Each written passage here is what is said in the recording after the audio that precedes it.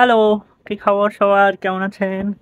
গতকাল রাত থেকে আমাদের এখানে অনেক স্নো স্টর্ম হইতেছে। তো আমি এখন আছি আমার বাসার একেবারে ব্যাকইয়ার্ড যেটা সেখানে। আমি দেখতে আসছি স্নো কি পরিমাণ জমছে। স্নো কি পরিমাণ জমছে সেটা আমি দেখাইতেছি। এই যে আমার এখানে দুইটা চেয়ার আছে। চেয়ারের যে বসার লেভেলটা একটু পর্যন্ত পড়ে গেছে, দেখেন পুরোটা জায়গায় চেয়ারের লেভেল পর্যন্ত হয়ে গেছে। ওই চেয়ারটাও একেবারে সিটটা যেখানে ছিল সেইখান পর্যন্ত পুরোপুরি স্নো জমে গেছে।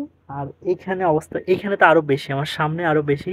এখন আমি হচ্ছে কি এটা মাপবো যে কয় ফিট স্নো জমছে গত একদিন রাত্রে। অবশ্যই একদিন রাত্রে বলা যায় না, এটা এটা গত কয়েকদিন যাবত যে স্নো পড়তেছে সেগুলো এখনো আসলে এই গলতেছে না। স্নো গুলো পড়ে থাকে, এগুলা হচ্ছে গলে না সহজে। হয়তো তাপমাত্রা যখন বাড়বে তখন কমবে। এখানে এই চেয়ারটার মধ্যে প্রায় 2 ফিটের চেয়েও বেশি আছে। আর চেয়ারের নিচেও আছে, চেয়ার যতটুক উচ্চতে আমরা বসি আমাদের দেশের যে চেয়ারের লেভেল থাকে ওটুকু পর্যন্ত জমছে। আমি এখন হচ্ছে একটা একটা কিছু দিয়ে এটা দেখবো, মেজারমেন্ট করবো কত ফিট স্নো জমছে। So let's go.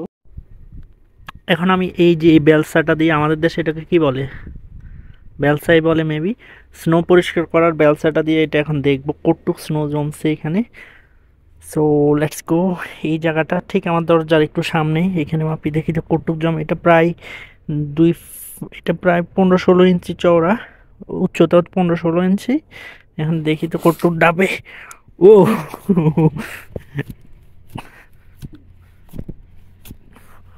O M G, এটা পুরো ডাবে গেছে। তার মানে হচ্ছে প্রায়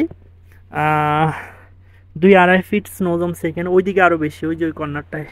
ওইদিকে যাওয়াই যাবে না। আমার হাত পা ঠান্ডা হয়ে আসতেছে, বেশিক্ষণ থাকা যাবে না। 5 মিনিট থাকলে আমি আর ভিডিও করার যে সক্ষমতা সেটা হারাই ফেলবো। ভিডিও করার স্বাদ মিটে যাবে 5 মিনিটের বেশি থাকলে। তো দেখেন কি পরিমাণ স্নো জমে কানাডা। এই যে আমার রুমের জানালা, জানালার পাশে একবার নিচ থেকে উঠে গেছে, সেখানে একটা কাঠের বোর্ড ছিল, এই বোর্ডটা এখন পুরো স্নোতে জমে গেছে। ওয়াও। গতকাল রাত 9টা থেকে অনেক স্নো পড়তেছে। ঠান্ডা হয়ে যাচ্ছে, আমি রুমে চলে যাই।